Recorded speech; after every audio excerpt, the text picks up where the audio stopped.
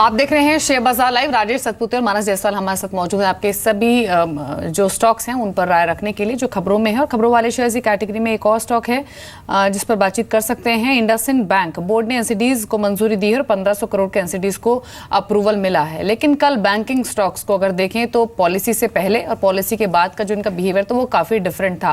पहले काफी स्टेबल नजर आ रहे थे, उसके बाद थोड़ी उथल पुथल दिखी थी सभी बैंकिंग शेयर्स में।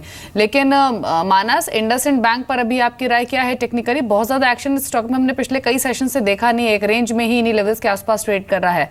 क्या व्यू अभी आपका है?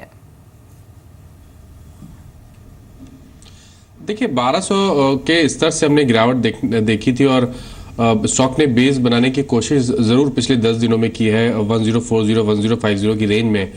बट फिर भी मैं नहीं समझता कि जब तक 200 दिनों का मूविंग एवरेज ब्रेक नहीं होता है जो कि 1100 के स्तर पे है, तब तक यहाँ पर लॉन्ग बनाने चाहिए। 1100 के ऊपर ही कोई लॉन्ग बनाए। फिलहाल के लिए अगर किसी के पास है तो मेरी एडवाइस केवल इतनी रहेगी कि 1040 के नीचे अपना स्टॉप लॉस रखें और फ्रेश लॉन्ग 1100 के ऊपर बनाएंगे। 1100 के लेवल्स ब्रेक होंगे तो वहां से कम 60 रुपए का अप मूव जरूर देखने को मिलेगा इंडसइंड बैंक में।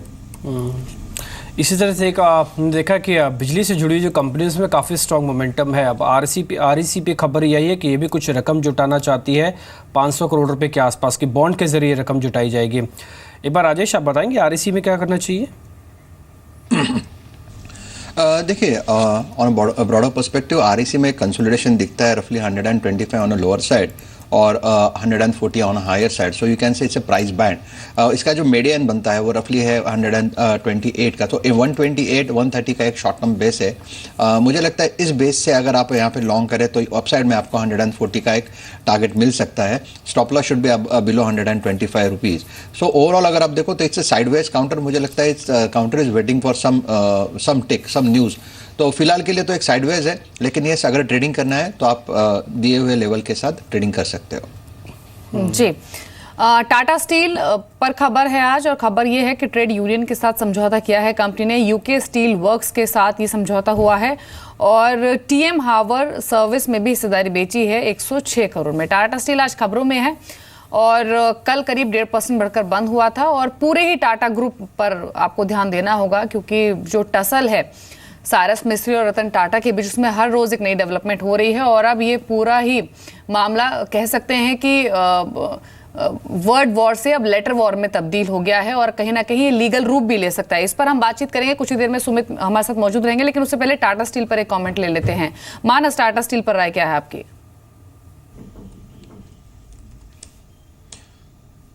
देखिए अगर कोई ट्रेडर है तो मैं समझता हूँ थोड़ा इंतजार करें। ट्रेडिंग पॉइंट ऑफ व्यू से पिक्चर बहुत क्लियर नहीं दिखती है। 420 एक रेजिस्टेंस है और जब तक 424-22 के लेवल्स ब्रेक ना हो मैं ट्रेडर के तौर पे यहाँ पर एंट्री नहीं लेना चाहता हूँ।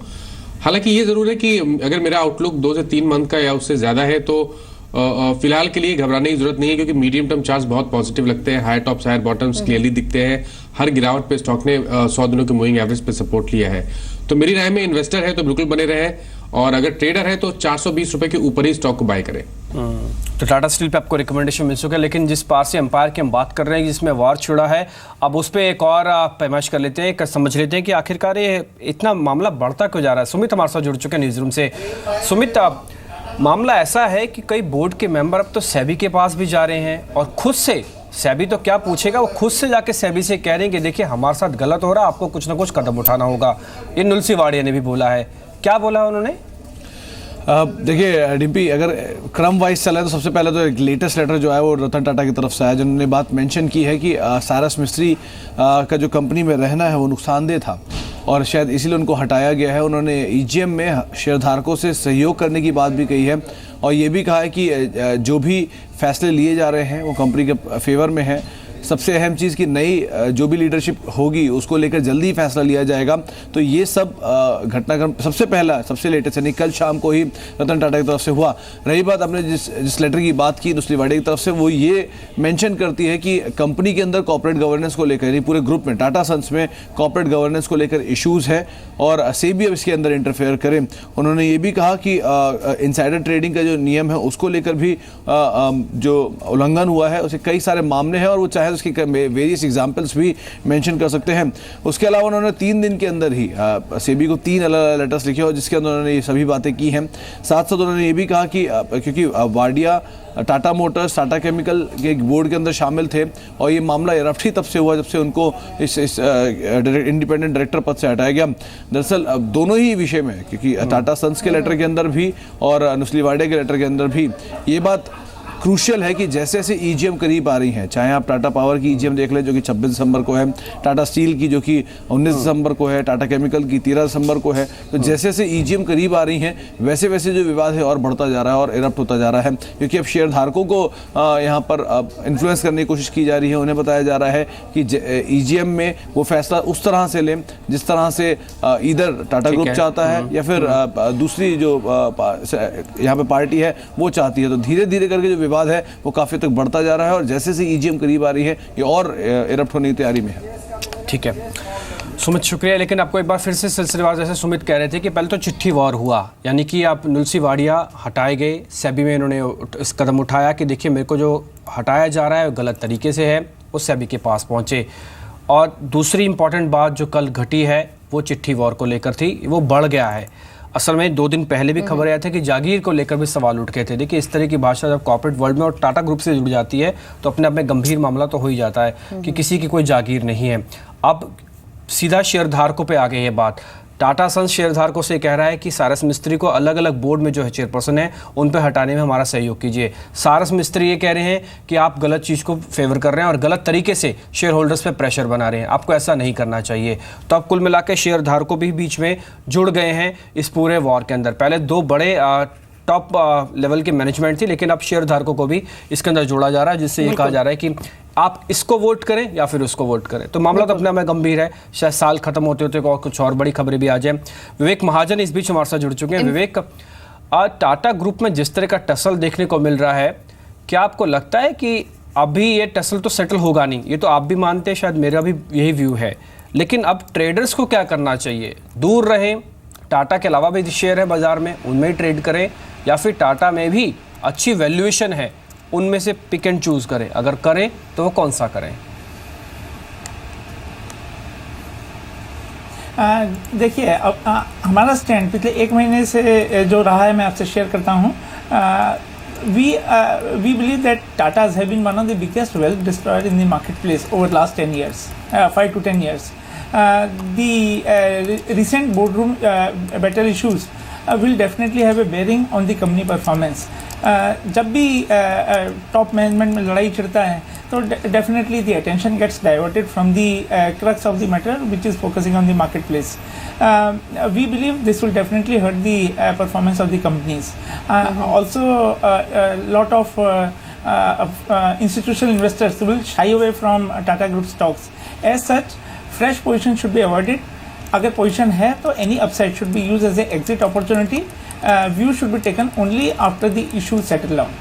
जी, मिस्टर महाजन, बैंक्स पर आज आप क्या करेंगे, या फिर अब अप्रोच क्या होगी आपकी? पोस्ट पॉलिसी इंक्रीमेंटल सीआरआर हटाने की बात आरबीआई गवर्नर ने की है और तमाम बैंकर्स ये बात कह भी रहे थे कि अगर ये जो एडिशनल सीआरआर इम्पोज हुआ है अगर ये हट जाएगा तो वो उस स्थिति में होंगे कि लेंडिंग रेट्स को भी नीचे ला पाएँ।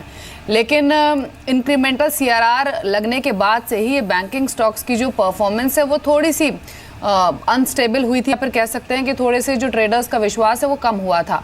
अभी वापस वो विश्वास आते हुए देख रहे हैं क्या? खरीदेंगे बैंकिंग स्टॉक्स को, अभी भी ठहरेंगे, क्या करेंगे?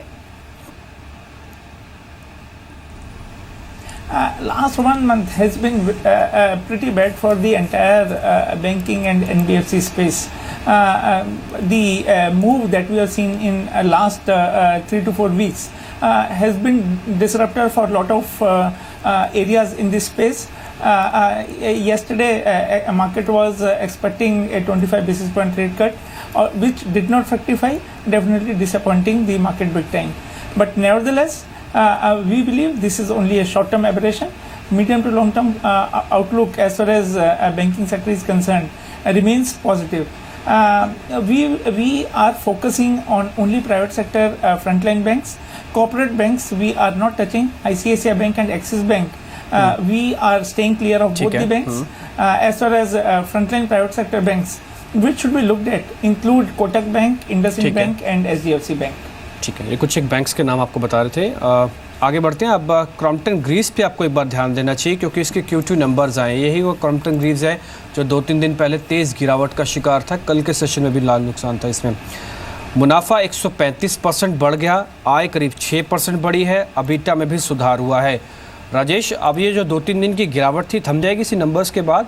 आज थोड़ा गैप अप ओपनिंग करेगा, अगर करेगा तो इसमें प्लस पोजीशंस बनाई जाए? देखिए, मुझे लगता है कि क्रॉम्पटन का जो चार्ट है as far as the daily chart is concern एक बेहद ही अच्छा चार्ट है क्योंकि इसमें जो टेक्निकल ब्रेकआउट लेवल था that was at somewhere near 68-69 level, और मुझे लगता है वहाँ से एक अच्छा पुल बैक भी हमने देखा रफली 78 तक, और उसके बाद एक गिरावट। तो मुझे लगता है क्रॉम्पटन ग्रीव्स फिलहाल के लिए खुद को सेटल कर रहा है। That is what I would like to predict कि एक सेटल कर रहा है खुद को, कि ये जो अनसर्टिनिटी है उसके बीच में प्राइस को सेटल कर रहा है। मुझे लगता है 65 और 64 के आसपास इसका प्राइस सेटल होना चाहिए और फिर से ये इसका जो अप ट्रेंड है वो रिज्यूम करना चाहिए। इसका मेरा जो पर्टिकुलर टारगेट था क्रॉम्पटन का on A positional ground year on year basis के हिसाब से जो चार्ट दिखता है वो हिसाब से 94-95 का है। So as far as the risk to reward is concern 65, अगर मैं पोजिशनल बेसिस की बात करूँ तो मुझे लगता है 65 इज एन आइडियल लेवल जहाँ पे मुझे लॉन्ग करना चाहिए with A positional stop loss of 60। Initial जो रेजिस्टेंस रहेगा जैसे मैंने कहा 75-76 पे अटकेगा, अगर वो लेवल निकाल दे तो फिर मेरा जो टारगेट है 90 का ऑन ए पोजिशनल ग्राउंड वो आना चाहिए। आईपीओ अपडेट भी आपको बता देते हैं। लॉरस लैब्स के आईपीओ का आज लास्ट डे है, आईपीओ आज क्लोज होगा और अब तक कुल 61% सब्सक्राइब हुआ है। 426 से 428 का प्राइस बैंड तय किया गया है। तो आज लास्ट डे है और लास्ट डे शायद सब्सक्रिप्शन जो है वो और इंक्रीज होता है। देखिए, एक स्लो स्टार्ट जरूर हुआ लेकिन पिकअप किया है इस आईपीओ ने भी। लेकिन प्रेस्टीज एस्टेट जहां पर अर्निंग्स का असर आज दिख सकता है उस पर कॉमेंट ले लेते हैं मानस के। मुनाफा जो है वो 154 करोड़ से गिरकर 64 करोड़ आया है। आय भी 1629 करोड़ से गिरकर 1151 करोड़ रही है। प्रेस्टीज एस्टेट पिछले कुछ सेशंस में तो अच्छा चला है मानस, लेकिन नंबर्स क्योंकि खराब आए हैं तो ऐसे में क्या प्रॉफिट बुकिंग दिख सकती है? क्या अप्रोच आप लेकर चलेंगे प्रेस्टीज एस्टेट पर? देखिए, कल हमें लोअर लेवल से बाउंस बैक देखने को मिला है, बट रिवर्सल के साइन तो अभी भी नहीं है। मैं समझता हूँ कि बाउंस बैक पे फिलहाल के लिए एग्जिट करना बेहतर आइडिया है, क्योंकि अगर जो रिसेंट लोज बने हैं 100, 144, 143 के आसपास, अगर स्टॉक वो ब्रेक करता है तो वहां से गिरावट बढ़ेगी। उस केस में कम से कम 135 तक के लेवल्स देखने को मिलेंगे। मेरे हिसाब से 160 के ऊपर जब तक क्लोजिंग ना आए यहाँ पर खरीदारी ना करे तो बेहतर रहेगा। ठीक है, एक गुजरात अंबुजा एक्सपोर्ट को भी आप देखिए राजेश, इसमें क्या करना चाहिए? 13 तारीख को इनकी एक बोर्ड की बैठक होने वाली है, बायबैक होगा, प्राइसिंग तो पता नहीं, लेकिन बायबैक की खबर जैसी आती है शेयर चलता है। ये गुजरात अंबुजा एक्सपोर्ट ठीक लग रहा है आपको? देखिए, मुझे लगता है कि as far as the weekly chart is concern and monthly chart is concern कहीं ना कहीं ये ओवरबॉट टेरिटरी में है। इसका मतलब this is a sell on rise counter at least for now. As far as the short term chart that is जो daily chart है, मुझे लगता है कि इसका 91-92 के आसपास का इसमें एक सप्लाई पॉइंट है और इसका जो इमीडिएट सपोर्ट है वो 75 के आसपास है। ओवरऑल मुझे लगता है कि this is a sell on rise counter, is better to avoid this counter. जी विवेक, सन फार्मा पर आपका व्यू क्या है? कल 6% के डिप के साथ ये स्टॉक क्लोज हुआ और एक बार फिर से यूएसएफडीए का जो डर है वो स्टॉक पर हावी हुआ है। अब थोड़े से अप्रीहेंसिव इन्वेस्टर्स जरूर हो रहे हैं क्योंकि जो लेवल है वो उन्हें अट्रैक्ट कर रहा है नई पोजीशंस बनाने के लिए और एडिशंस करने के लिए, लेकिन फिर से जो यूएसएफडीए की ओर से जो इंडिकेशंस मिल रही हैं, जो हलोल प्लांट को लेकर ऑब्जर्वेशंस उन्होंने जारी की हैं, उसके बाद फिर से कंसर्न्स भी इमर्ज हो रहे हैं। तो ऐसे में आप क्या करेंगे, क्या सलाह देंगे? 650 के लेवल्स पर सन फार्मा को एक वैल्यू बाय के तौर पर देखते हैं या पर यहां से और डिप ले सकता है ये stock?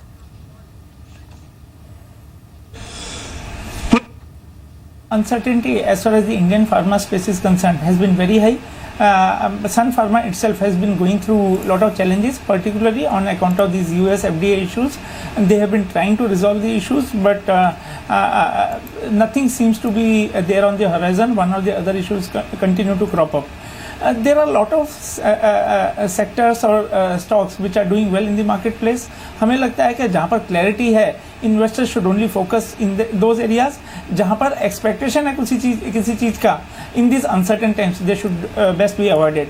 So by the same logic we are telling investors to stay clear of Sun Pharma for some time.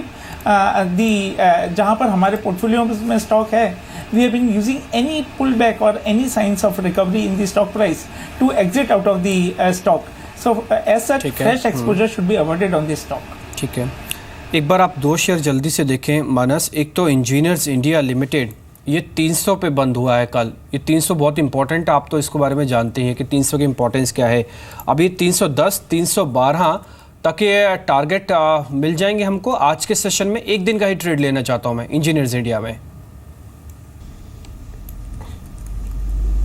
देखिए, एक दिन का ट्रेड लेना हो तो इंतजार करिए, 301 के ऊपर निकले तो खरीदारी करें। बट अगर हम शॉर्ट टर्म की बात करते हैं तो बहुत ही क्लियर ब्रेकआउट हमने 2-3 हफ्ते पहले देखा है चार्ट्स पे, और उसके टारगेट कम से कम 310 315 की रेंज में आते हैं। तो मैं तो समझता हूँ शॉर्ट टर्म के लिए तो कोई दिक्कत नहीं है, बिल्कुल बने रहना चाहिए। 292 के नीचे अपना स्टॉप लॉस रखें। लेकिन अगर आप एक से 2 दिनों के लिए ट्रेड करना चाहते हैं तो स्टॉक को 301 के ऊपर बाय करें, और उस केस में 307 308 तक के टारगेट बिल्कुल पॉसिबल है। जी, कुछ और इनफैक्ट कुछ ट्रेड्स भी जान लेते हैं, यानी ट्रेडिंग कॉल्स जो हर रोज हम आपको बताते हैं अलग अलग हाउसेस की ओर से। 2 मिनट में 10 कॉल्स फटाफट से देख लेते हैं। चॉइस ब्रोकिंग की जो 2 कॉल्स है उसमें एक स्टॉक उन्होंने चुना है चंबल फर्टिलाइजर्स का। फर्टिलाइजर स्टॉक्स आज परफॉर्म कर भी सकते हैं। टारगेट ही देख रहे हैं 73.5 का, 68 का स्टॉप लॉस आपको मेंटेन करना है। कल 0.4% बढ़कर बंद हुआ था। दूसरी प्रेफरेंस चॉइस ब्रोकिंग की ओर से है बर्जर पेंट्स, जहां पर हमने हाल ही की कमजोरी के बाद इस पूरे हफ्ते निचले स्तरों से अच्छी खरीदारी देखी। कल भी ये स्टॉक 4.5% बढ़कर बंद हुआ। 238 के टारगेट से रेकमेंड कर रहे हैं आज इंट्राडे में। 221 का स्टॉप। आजकल टेलीकॉम स्टॉक्स अपने आप में हेज की तरह बन गए हैं। कल आइडिया और भारतीय एयरटेल पे हमने देखा था कि गिरावट बेहद कम थी। आइडिया तो चल भी रहा था, भारतीय एयरटेल पे वापस बाय मिला है। आईडीबीआई कैपिटल की रिकमेंडेशन 337 तक के टारगेट के लिए खरीदारी करें। 324 का एक स्टॉप लॉस रख सकते हैं। दूसरा एक एफएमसीजी प्लेयर कोलगेट, इस पे आपको ध्यान रखना है।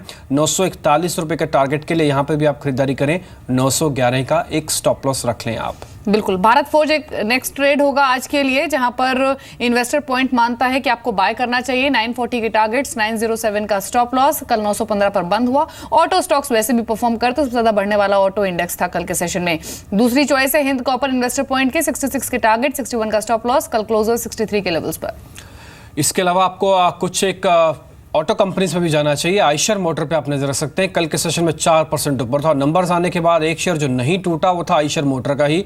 ये अभी भी 4% की कल के सेशन में बढ़त दिखाया गया। तो 23,950 के टारगेट के लिए खरीदारी करें। और आज का बैंकिंग प्लेयर में अगर आप कोई शेयर ढूंढना चाहते हैं तो एक्सिस बैंक होगा, लेकिन एक शॉर्ट कॉल है, इसको आपको बेचना है। कल के सेशन में भी कमजोरी दिखा रहा था। शायद सरकारी और निजी बैंक में जो डिफरेंस है वो क्लियरली विजिबल है मार्केट के सामने। और आप प्राइवेट बैंक में अभी भी बिकवाली के सौदे ढूंढ रहे हैं, मिल जाते हैं आपको। तो 432 के टारगेट के लिए शॉर्ट करें। 455 का एक स्टॉप लॉस आप रख लें जी। और 2 और कॉल्स फटाफट से। उसमें एक वोल्टास का शेयर होगा जहां पर डीपी इन्वेस्टमेंट बाय की सलाह दे रहा है। टारगेट रेकमेंड कर रहा है 316 के, 304 का स्टॉप लॉस रखिए। और जो आखिरी ट्रेड है 10 कॉल्स में, उसमें गोदरेज इंडस्ट्रीज को चुना है इन्होंने। 407 का टारगेट, 391 का स्टॉप लॉस। मानस, 2 ट्रेड्स आप भी ऐड कर दीजिए इस लिस्ट में। देखिए, पहला ट्रेड रहेगा वोल्टास में, जहां पर लोअर लेवल पे कल हमें बाइंग इंटरेस्ट देखने को मिला है। मैं समझता हूँ अभी पोटेंशियल है स्टॉक में। 330 तक के टारगेट्स पॉसिबल है। तो 304 का स्टॉप लॉस रखे और लॉन्ग पोजीशन बनाए। और दूसरा स्टॉक रहेगा वेदांता, जहां पर लगातार हायर टॉप्स हायर बॉटम बन रहे हैं, और अभी भी ऐसा लगता है कि स्टॉक 240 तक के लेवल्स को टेस्ट कर सकता है। तो यहाँ पर बाय बनाए, 228 के स्टॉप लॉस रखे। राजेश, आपकी तरफ से मैक्लोड रसल और एम&ए करना चाहेंगे आप? देखिए, मुझे लगता है कि एक मैक्लोड रसल जो है वो टेक्निकली ओवरसोल्ड लेवल्स पे है। इंडिकेटर्स पे भी लगता है कि यहाँ से एक अच्छा रिलीफ रैली मिलेगा। तो one can go long in McLeod Russell with a stop loss of 142। Target will be 170। Second buy call will be on Mahindra and Mahindra. Stop loss रखिए 1160 का, और इसका टारगेट रहेगा 1230 का।